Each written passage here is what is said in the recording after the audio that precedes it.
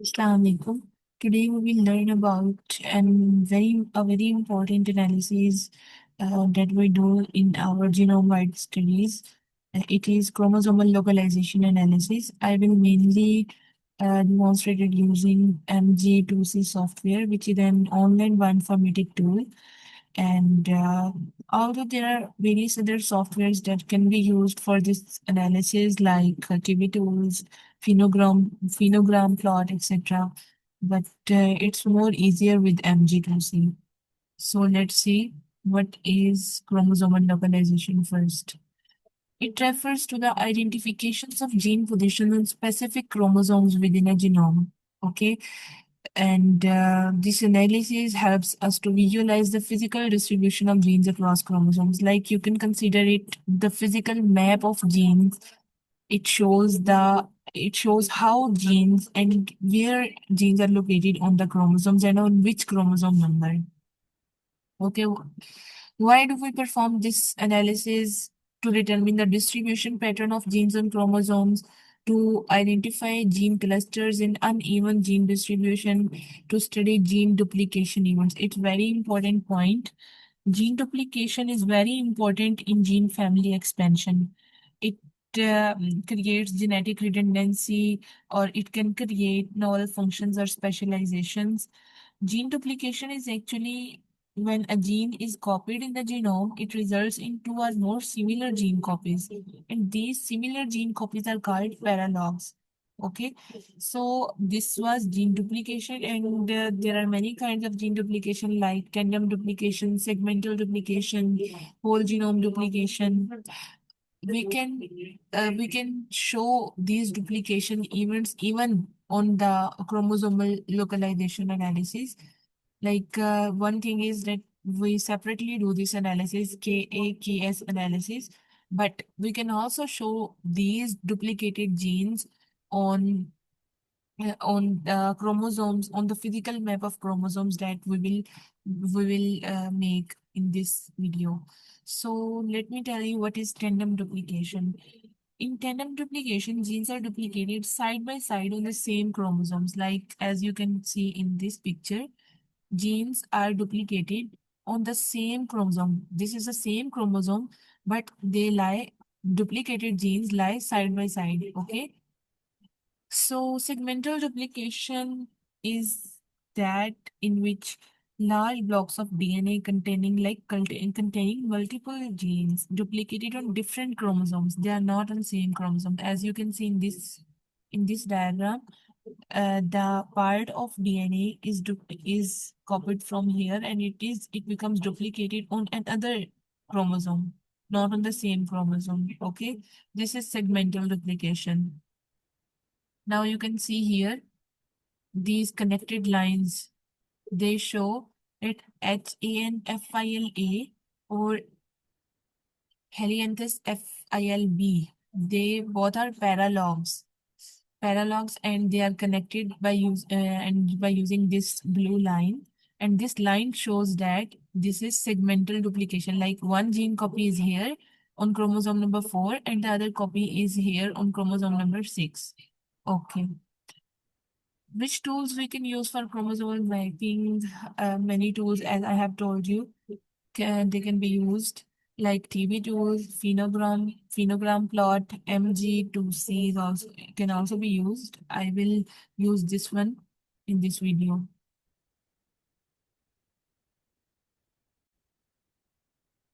Let's start this analysis. अब सबसे पहले आपको जो फाइल्स चाहिए उनमें एक है assembly file, like GFF3 file. आपने फाइटोनोम से इसको डाउनलोड कर लेना है। मैं ऑलरेडी बता चुकी हूँ कि असेंबली फाइल किस तरह, असेंबली और एनोटेशन फाइल हम सिंटरी एनालिसिस के लिए भी यूज कर चुके हैं। सबसे पहले आपने वहां से वो डाउनलोड कर लेनी है और फोल्डर में फिर इस तरह आपने एक्सट्रैक्ट करके इसको ओपन कर लेना है। आपने ये याद रखना है कि ये असेंबली फाइल है, ठीक है। असेंबली जीनोमिक फाइल, ये देखिए ये फास्टा सीक्वेंस फाइल है, ठीक है।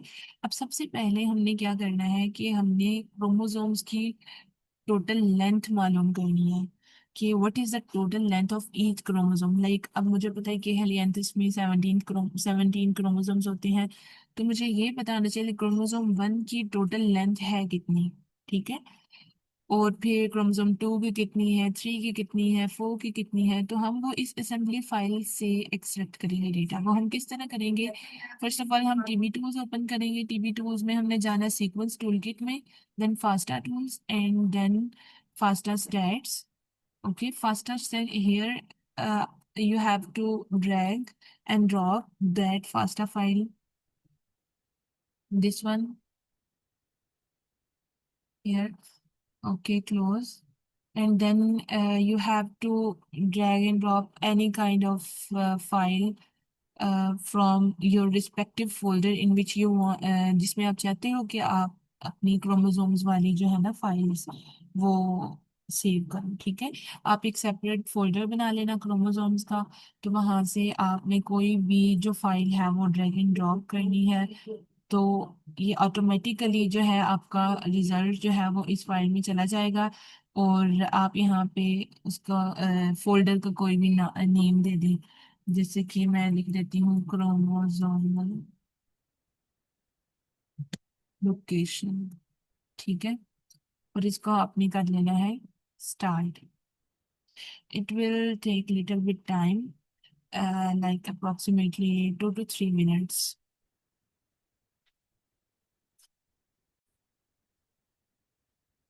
यहाँ पे आप अब देख सकते हैं कि एनालिसिस कंप्लीट हो चुका है। तो आप अपने रिस्पेक्टिव फोल्डर में जाके चेक करेंगे तो ये देखिए क्रोमोसोमल लोकेशन वाली फाइल 189 KB की जो है वो एक्सेप्ट हो चुकी है। अब हमने इसको ओपन कर लेना है नोटपैड प्लस प्लस में। ठीक है, अब इसको हमने सारे को कॉपी करना है और एक्सेल में जाके पेस्ट करना है।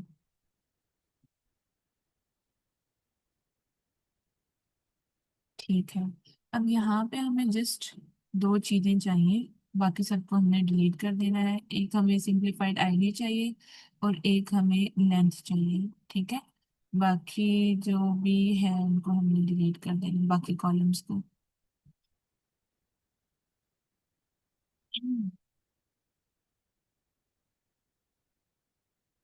डिलीट इन तीनों को भी डिलीट कर देना।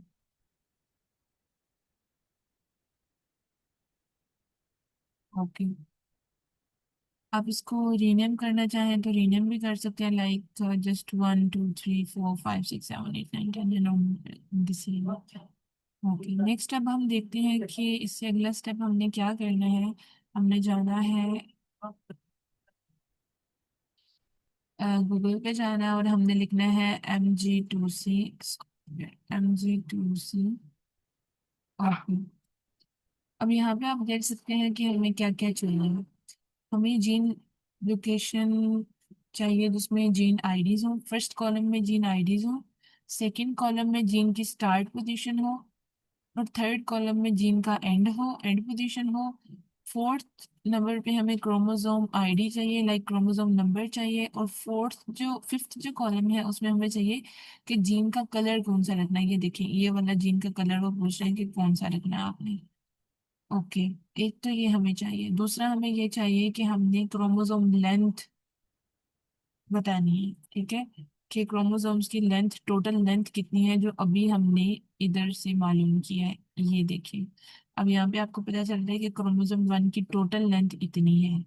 Okay, so let's see how can we prepare. ये देखिए, जो फर्स्ट टेबल हमने एक्सेशन टेबल प्रिपेयर किया होता है अपना, वहां से हमने क्या करना है कि एक तो हमने अपनी जीन जीन आईडीज लेनी है, ये वाली। ठीक है, जो मैं अपने फिनोग्राम पे जो है वो दिखाना चाहती हूँ, क्रोमोसोमल मैप पे जो मैं दिखाना चाहती हूँ वो आईडीज मैंने कॉपी कर लेनी है ये, और उनकी स्टार्ट एंड एंड पोजीशन। ठीक है, ये दोनों चीजें यहाँ से कॉपी करनी है आपने, और आपने इस तरह करके पेस्ट कर देने। ये देखिए, ये जीन आईडीज नेम है, ये स्टार्ट पोजीशन है। ठीक है, ये एंड पोजीशन है, और ये देखिए ये क्रोमोसोम नंबर है। ये क्रोमोसोम नंबर भी हमने इस फर्स्ट वाले टेबल से लेना है, ये वाला। ये देखिए, ये क्रोमोसोम नंबर हमने अब क्या क्या चीजें ली है? Gene IDs, chromosome number, chromosome के ऊपर उनकी जो स्टार्ट लोकेशन है जीन की वो, और एंड लोकेशन। ठीक है, ये हमने एक न्यू एक्सेल शीट में पेस्ट की। और फिफ्थ वाला कॉलम कौन सा था? कलर्स वाला कि हमने जीन्स को कलर कौन सा देना है, तो आप अपनी मर्जी से इसको कस्टमाइज कर सकते हैं। अगर ब्लैक देना है सबको तो ब्लैक दे दें, वरना इस तरह करके आप जो है वो कलर इसको दे सकते हैं। अब आपने क्या करना है कि इस सारे को आपने कॉपी कर लेना है और जाना है इधर, और इसको हमने पेस्ट कर देना है, ठीक है।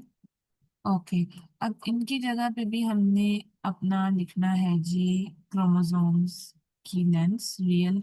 अच्छा, अब यहाँ पे एक चीज बहुत इंपॉर्टेंट है कि आपने जस्ट उन क्रोमोसोम्स की लेंथ लिखनी है जो इस वाली रो में होंगे, ठीक है। लाइक सारे के सारे क्रोमोसोम्स की लेंथ हमें नहीं चाहिए, ठीक है। अब ये देखिए, यहाँ पे तो सारे होल जीनोम में जितने भी थे क्रोमोसोम्स, लाइक उसने सारे क्रोमोसोम्स की लेंथ दे दी, और कुछ यहाँ पे नीचे स्के फोल्ड्स की भी दी हुई है उसने। लेकिन हमें क्या चाहिए, हमें जस्ट उन क्रोमोसोम्स की लेंथ चाहिए जो हमारे एनालिसिस में इंक्लूडेड है। जिन क्रोमोसोम्स के ऊपर हमारी जीन्स लोकेटेड है, हमारी स्टडीड जीन फैमिली के जो मेंबर्स हैं, पैरालॉग्स हैं, वो लोकेटेड है, हमें जस्ट उन क्रोमोसोम्स की लेंथ चाहिए। तो अब यहाँ से हमने देख लेना है कि हमारे पास कौन कौन से क्रोमोसोम्स हैं। क्रोमोसोम 10, 4, 13, 12, 14, 17, 6, 15, ठीक है। एक और चीज का ध्यान रखना है कि अब देखिए, जैसे क्रोमोसोम 13 पे दो जीन्स हैं, तो हमने जस्ट वन टाइम क्रोमोसोम 13 लिखना है। इस तरह नहीं करना है कि दो टू टाइम्स क्रोमोसोम 13 लिख देंगे, ठीक है। इस चीज का ध्यान रखना है। अब हमने क्रोमोसोम लेंथ वहां से कॉपी करके इधर हमने पेस्ट कर दी, इसको हमने कॉपी करना है और जाके अपने इस पे पेस्ट कर देना, ठीक है। अब इस वाले बॉक्स में भी इसको हमने क्या कर दिया, पेस्ट कर दिया। अब हमने क्लिक करना है ड्रॉ। ये देखिए, ये उसने ड्रॉ कर दिया है। अब हमने इसमें जस्ट थोड़ी सी चेंजेस करनी है, तो वो मैं आपको बता देती हूँ। ये चेंजेस आपने किस तरह करनी है, लाइक लिटिल एडिटिंग। ओके, अब ये देखिए, सिंगल फ्रेम में फिट करने के लिए, अब देखिए इतनी हम बड़ी पिक्चर तो नहीं ना लगा सकते पेपर में। तो हमने क्या करना है कि यहाँ पे सिंगल इसको फ्रेम में लाने के लिए क्रोमोसोम्स की अरेंजमेंट को हमने सिंगल क्रोमोसोम कंटेनर में यहाँ पे इसकी जो विड्थ है वो हम कम कर देंगे, 150 कर देंगे, और क्लिक करेंगे ड्रॉ पे। ये देखिए, अब आप देख सकते हैं कि इसने इसको थोड़ा सा कर दिया है। इसी तरह जो है हम नेक्स्ट एडिटिंग भी करेंगे। आप यहाँ से क्रोमोसोम आईडीज की जो फॉन्ट है वो भी चेंज कर सकते हैं, और क्रोमोसोम्स की विड्थ, हाइट, ये भी आप चेंज कर सकते हैं। उनके बॉर्डर का कलर, ये देखिए जो आपको ब्लैक नजर आ रहा है, इस ब्लैक कलर को भी आपने कोई भी कलर और चाहते हैं तो वो आप यहाँ पे कर सकते हैं। क्रोमोसोम्स की हाइट अगर चेंज करनी है वो भी कर सकते हैं।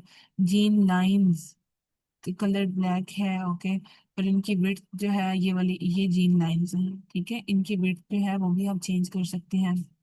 और इसके अलावा ये जो जीन आईडीज हैं, ये वाली जीन आईडीज का साइज जो है वो आप इंक्रीज कर सकते हैं। और जो भी आपने इसको, जो आप जिस तरह आप चाहते हैं उसका फोन जैसे चाहते हैं वो भी आप ठीक कर सकते हैं, ठीक है। और उसके अलावा यूनिट, ये जो इसका यूनिट है, जीन पोजीशन का यूनिट, वो एमबीज में या मेगा बेसिस में है, ये ओके होता है, इसमें चेंज करने की जरूरत नहीं है। ठीक हो गया। अब इसके अलावा मैं आपको बताती हूँ कि कौन सी और चेंजेस करनी है। अब यहाँ से आप ये देखिए, अभी भी स्टिल दो में है ये डिवाइडेड क्रोमोसोम हमारे। तो हम इसमें एसवीजी जो कंटेनर है इसको 2000 करके देख लेते हैं कि ये कैसा दिखाता है। ठीक है, ये देखिए, now all chromosomes are arranged in single frame, तो it is looking relatively better. सी हो गया। अब नेक्स्ट आपने सिंगल क्रोमोसोम कंटेनर, इसको 150 हमने पहले ही कर लिया है, ठीक है। और बस ठीक है। अब हमने क्या करना है, अब हमने इसको सेव करना है। सेव कैसे करेंगे वो हम देख लेते हैं कि डाउनलोड जो है वो टिफ जो है वो हाईली रिकमेंडेड है फॉर पेपर्स, क्योंकि इसमें क्वालिटी अच्छी होती है। और अगर आपने एडिटिंग करनी है इसकी एडोब इलस्ट्रेटर पे, तो फिर आप क्या करेंगे, इसको एसवीजी में जो है वो आप इसको सेव कर लेंगे। और फिर आप फर्दर एडिटिंग जो है, जो अभी मैं नेक्स्ट पावर पॉइंट स्लाइड्स पे बताऊंगी, तो वो आप एडोबी इलस्ट्रेटर पे भी कर सकते हो। अदरवाइज आप जो नॉर्मल सॉफ्टवेयर्स होते हैं जैसा कि पेंट सॉफ्टवेयर है, या फिर अक्सर तो फोटोज में ही जो है वो एडिटिंग हो जाती है। तो आपने अगर एडोबी पे करना है तो आप एसवीजी में सेव करोगे, अगर तो बाकी जो सॉफ्टवेयर्स हैं उनमें करना है तो फिर आप टिफ में कर लो, जेपीजे में कर लो, या फिर इसमें इसमें आपने इसको डाउनलोड कर लेना है। और या ठीक है, आप अपना जो भी आपने नेम देना अपनी से उसको फाइल को तो आप दे सकते हो। ठीक हो गया।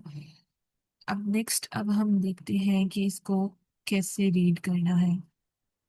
ये देखें, ये वही वाली पिक्चर है जो मैंने यहाँ पे लगाई है।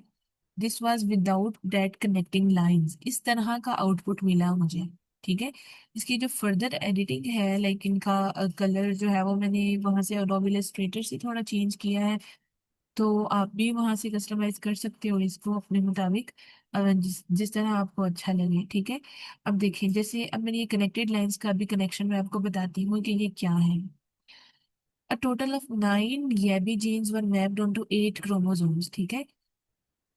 9 Yabi genes जो थी वो इनके 8 क्रोमोसोम्स पे थी। कौन कौन से क्रोमोसोम पे? 4, 6, 10, 12, 13, 14, 15 and 17।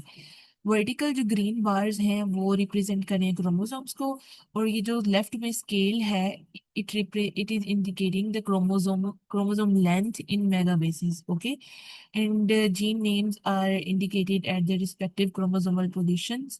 Colored connecting lines represent segmental duplication event among heavy genes। अब ये देखिए, ये जो कनेक्टिंग लाइंस है ये आपने कहाँ से पता करनी है? जो हमने टेबल प्रिपेयर किया हुआ है के ए की एस एनालिसिस वाला, उसको ओपन करना है आपने। वहां से जो पैरालॉग जीन पेयर्स हैं उनको देखना है। यहाँ पे देखिए FIL A और B, ये दोनों पैरालॉग्स हैं एक दूसरे के। तो हम क्या करेंगे, ये देखें, FIL A और B के दरमियान ये लाइन लगा देंगे, कनेक्टेड लाइन। अब देखिए, आप फिर से रिकॉल करें, जो मैंने सेगमेंटल डुप्लीकेशन का फिनोमेना बताया था उसमें यही था कि एक क्रोमोसोम से जीन का जो पेयर जो पार्ट ऑफ डीएनए है वो कॉपी होगा, और किसी दूसरे क्रोमोसोम पे जाकर वो जो है वो इंसर्ट होगा। ठीक है। तो वो क्या थी? सेगमेंटल डुप्लीकेशन थी। तो ये यहाँ पे शो कर रहा है। अब ये देखें, YAB3B जो है वो YAB3A के साथ जो है वो क्या है, का पैरालॉग है। और इसकी एक कॉपी क्रोमोसोम 6 पे है और दूसरी किस पे है? क्रोमोसोम 17 पे है। और अगर इधर हम देखें, एक YAB5A की क्रोमोसोम 10 पे है, तो YAB5B की कहाँ पे है? क्रोमोसोम नंबर 12 पे है। तो इन द सिमिलर वे आपने इन सारे ये जो जीन पेयर्स हैं यहाँ पे, इनकी आपने कनेक्टेड लाइंस बना लेनी है जो कि रिप्रेजेंट करेंगी किसको? डुप्लीकेशन इवेंट को। लाइक ये 2 in 1 एनालिसिस हो जाएगा। लाइक एक एनालिसिस हमने की, क्रोमोसोमल मैपिंग की है, और साथ में हम डुप्लीकेशन इवेंट को भी शो कर देते हैं कि कौन से टाइप की जो है वो डुप्लीकेशन हुई है इस जीन फैमिली में। और यहाँ से जीन फैमिली एक्सपेंशन का भी हमें अंदाजा हो जाता है। तो अब हम इस एनालिसिस को, अगर आप चाहें तो आप इसकी कनेक्टेड लाइंस डाल भी सकते हैं। अगर तो आपने इंटर स्पीशीज जो सिंटनी एनालिसिस किया हो, सिंगल सिंटनी भी जिसको कह सकते हैं हम, तो फिर आपको इसकी ज़रूरत नहीं है कनेक्टेड लाइंस की, क्योंकि उसमें भी हमें क्लियरली पता चल रहा होता है कि यहाँ पे सेगमेंटल डुप्लीकेशन हुई है। तो अगर आपने वो नहीं किया तो आप इनके कनेक्टेड लाइंस के साथ शो करवा सकते हैं इसको। ठीक है। अगर तो आपने वो किया हुआ है तो आप सिंपल इसको इस तरह ही रहने दे सकते हैं। चलिए, आप देखें कि हमने रिजल्ट वाले सेक्शन में इसको किस तरह लिखना है। Chromosomal mapping analysis revealed that 12 putative Yabi genes were unevenly distributed across 8 of the 17 chromosome। देखे ना, अनइवन डिस्ट्रीब्यूशन है, कोई इधर है, कोई इधर है, तो कोई इधर है।